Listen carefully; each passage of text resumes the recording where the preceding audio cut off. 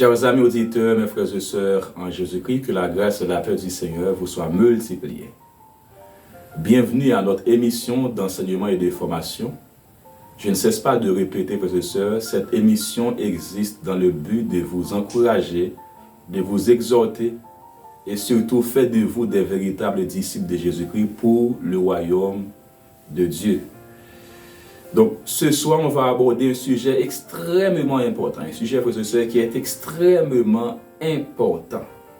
Je crois que ce sujet va vous intéresser parce que moi, personnellement, ce sujet m'a beaucoup épaté, ce sujet m'a beaucoup intéressé. On va parler du rôle d'un père spirituel. Le rôle d'un père spirituel. On a souvent entendu parler du père spirituel, le père spirituel. Souvent, on a tendance, frères et sœurs, à appeler n'importe qui père spirituel. C'est mon père spirituel, c'est mon père spirituel. Mais sans tenir compte, quel est le rôle d'un père spirituel? On doit faire beaucoup d'attention. Parce que, frères et sœurs, appeler quelqu'un ton père spirituel, c'est lui donner le droit et l'autorité sur ta vie spirituelle. Lorsqu'on appelle quelqu'un père spirituel, on lui donne l'autorité, on lui donne le droit sur notre vie spirituelle. Et en tant que père, il a l'autorité, il a le droit. Il peut nous maudire, il peut nous bénir également.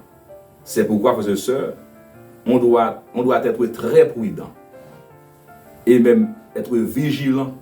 On ne doit pas appeler n'importe qui père spirituel. C'est mon père spirituel. Ce n'est pas le fait que quelqu'un vous enseigne la parole de Dieu qu'il est ton père spirituel. Ce n'est pas le fait que quelqu'un vous baptise qu'il est forcément votre père spirituel. Quelqu'un peut vous baptiser, il peut vous présenter au temple, il peut prier pour vous, il peut vous enseigner la parole de Dieu, mais il n'est pas forcément votre père spirituel. Donc, à travers cette vidéo, on va voir quel est le rôle d'un père spirituel dans la vie du croyant. Donc, tout d'abord, lorsqu'on parle d'un père spirituel, lorsque la Bible nous parle d'un père spirituel, un père spirituel, c'est une figure d'autorité, de soutien et de formation, guidant les croyants dans leur marche avec Dieu. Je reprends. Un père spirituel, c'est une figure d'autorité, de soutien, de formation, guidant les croyants dans leur marche avec Dieu. C'est ça la définition d'un père spirituel. C'est un guide, en fait. C'est un guide. C'est un formateur. C'est une figure d'autorité spirituelle. Il nous accompagne dans notre marche, dans notre relation avec le Seigneur. Maintenant, quels sont les principaux rôles d'un père spirituel? Ce soir, j'aimerais vous communiquer environ 6 rôles d'un père spirituel. 6 rôles selon la Bible d'un père spirituel. Le premier rôle, ou bien l'un des rôles, frères et sœurs, d'un père spirituel dans la vie du croyant, un père spirituel est un guide spirituel et un modèle à suivre. Un père spirituel est un guide et un modèle à suivre. Regardez avec nous 1 Corinthiens chapitre 4, versets 15 et 16. 1 Corinthiens 4, versets 15 et 16. La Bible dit que ce n'est pas pour vous faire honte que j'écris ces choses, mais je vous avertis comme mes enfants bien-aimés. Car quand vous auriez 10 000 mètres en Christ, vous n'avez cependant pas plusieurs pères, puisque c'est moi qui vous ai engendré en Jésus-Christ par l'Évangile. Je vous en conjure, soyez mes imitateurs. Ça, c'est l'apôtre Paul qui parle aux chrétiens de Corinthe. L'apôtre Paul étant qu'un père spirituel, il parle aux chrétiens de Corinthe. Il dit que je vous avertis comme mes enfants bien-aimés.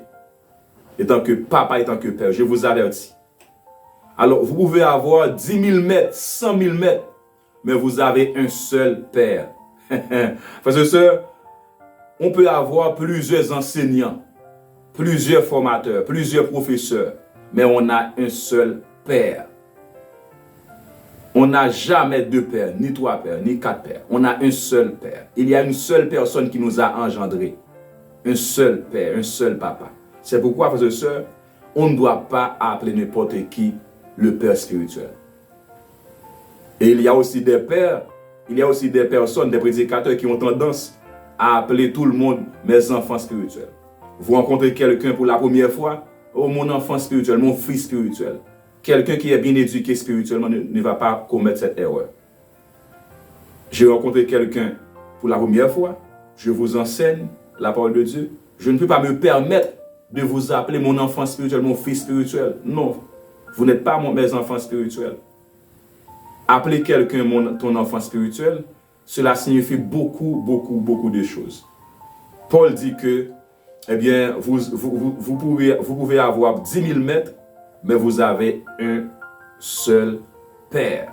Paul, il était le Père spirituel des chrétiens de Corinthe. C'est pourquoi il a demandé, il a ordonné aux chrétiens de Corinthe, eh bien, d'être des imitateurs. Il a demandé aux chrétiens de Corinthe d'imiter sa foi, d'imiter son style de vie en Jésus-Christ. Soyez mes imitateurs. Ça, c'est l'un des rôles d'un père spirituel.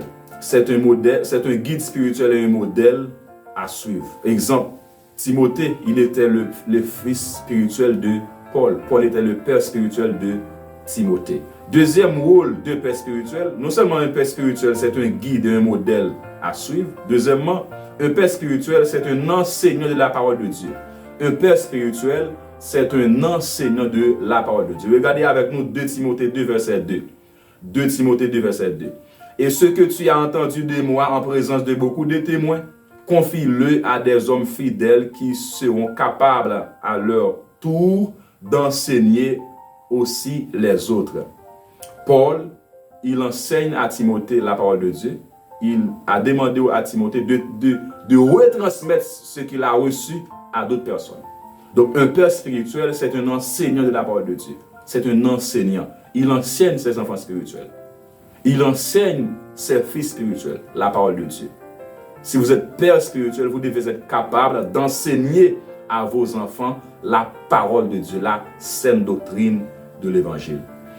Troisième rôle d'un père spirituel. Un père spirituel, c'est un intercesseur dans la prière.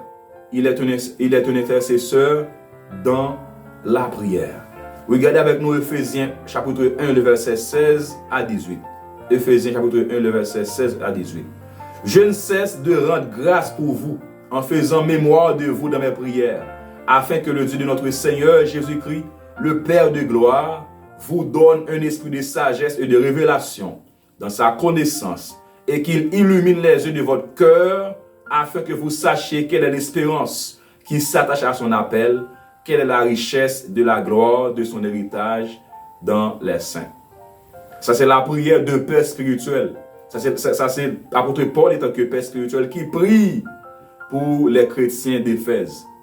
Donc, un père spirituel, c'est un intercesseur. Il prie toujours pour ses enfants spirituels.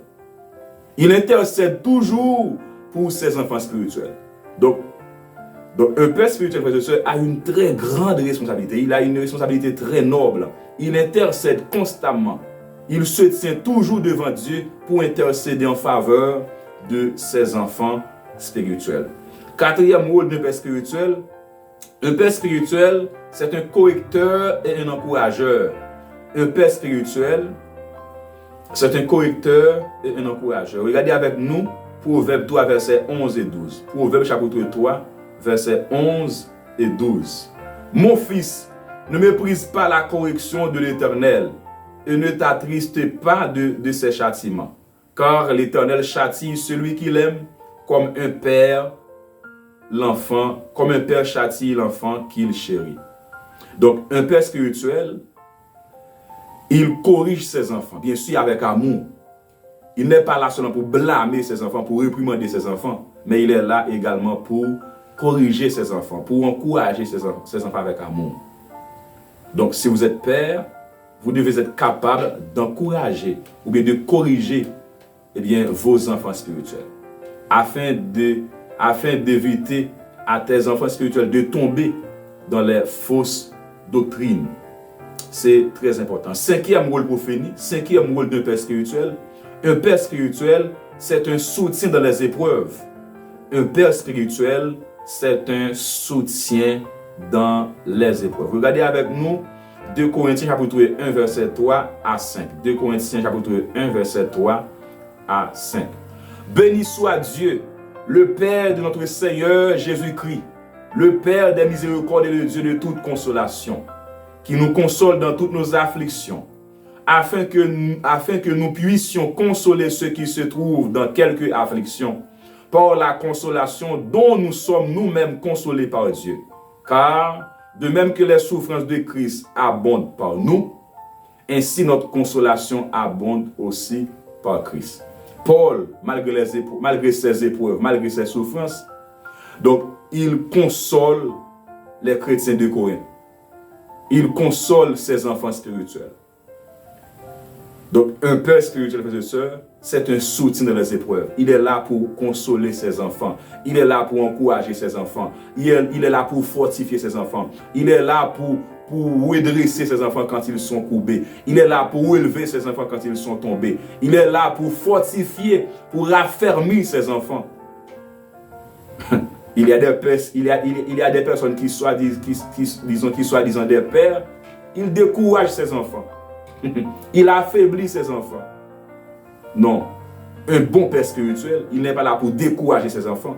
Il n'est pas là pour affaiblir ses enfants. Mais il est là pour encourager ses enfants. Il est là pour consoler ses enfants dans les moments difficiles. Tels sont les 5 rôles fondamentaux d'un père spirituel. Ça, c'est très important. On dit qu'un père spirituel, d'abord, il est un guide. Il est un guide spirituel et un modèle à suivre.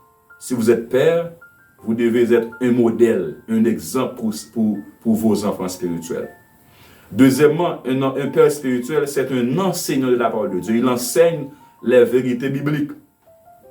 Il enseigne ses enfants spirituels afin qu'ils grandissent dans la connaissance de Dieu. Troisièmement, un père spirituel, c'est un intercesseur dans la prière. Il intercède pour ses enfants. Il prie constamment pour ceux qui l'accompagnent, pour ses enfants spirituels. Quatrièmement, un père spirituel, c'est un correcteur et un encourageur. Il encourage ses enfants. Il corrige ses enfants quand ils ont commis des erreurs. Et cinquièmement, un père spirituel, c'est un soutien dans les épreuves. Il fortifie ses enfants. Il raffermit ses enfants.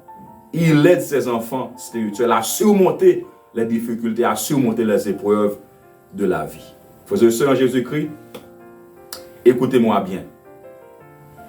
Si Josué avait besoin de Moïse comme son père spirituel, si Élisée avait besoin d'Élie comme son père spirituel, si Samuel avait besoin d'Élie, le sacrificateur, comme son père spirituel, si les apôtres avaient besoin de Jésus comme leur père spirituel, si Timothée avait besoin de Paul comme son père spirituel, moi et vous, étant que chrétiens, en tant qu'enfants, on a besoin d'un père spirituel. Ne dites pas, moi, je suis rempli du Saint-Esprit, j'ai le Saint-Esprit, ça me suffit, j'ai la foi en Dieu, je crois en Dieu, je connais la parole de Dieu, je prie beaucoup. Non, non, non, non.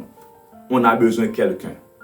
On a besoin de quelqu'un. On a besoin d'un père spirituel, quelqu'un qui nous accompagne dans la foi, quelqu'un qui nous encadre, un modèle, un exemple.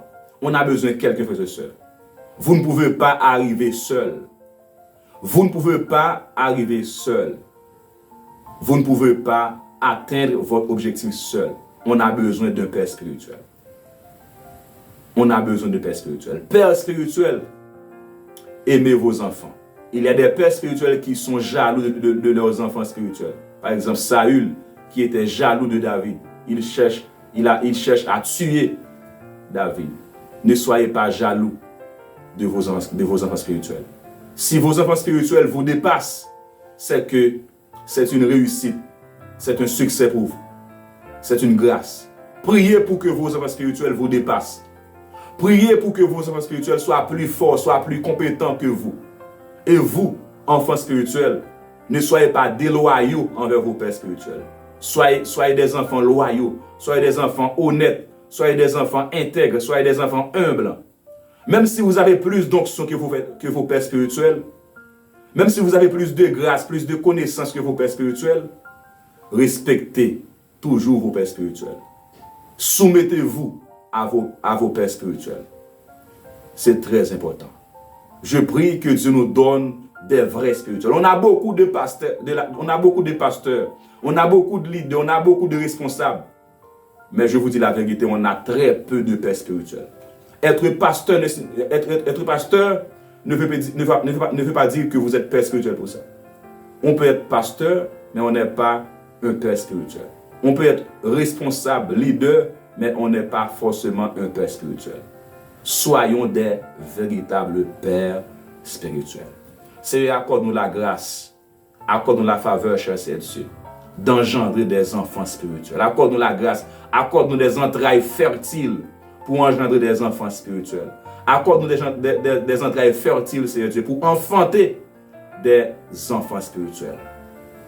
Et bénis tous les pères spirituels. Bénis abondamment tous les enfants spirituels. Seigneur, que ton nom soit sanctifié. Que ton nom soit béni. Au nom de Jésus qui vit et qui règne au siècle des siècles. Amen.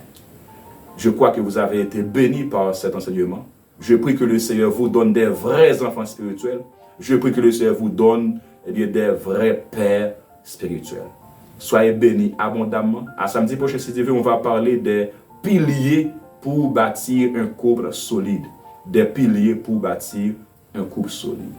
J'attends vos commentaires, j'attends vos questions. Partagez la vidéo, aimez la vidéo pour encourager ce ministère à la gloire de Dieu. Soyez bénis abondamment.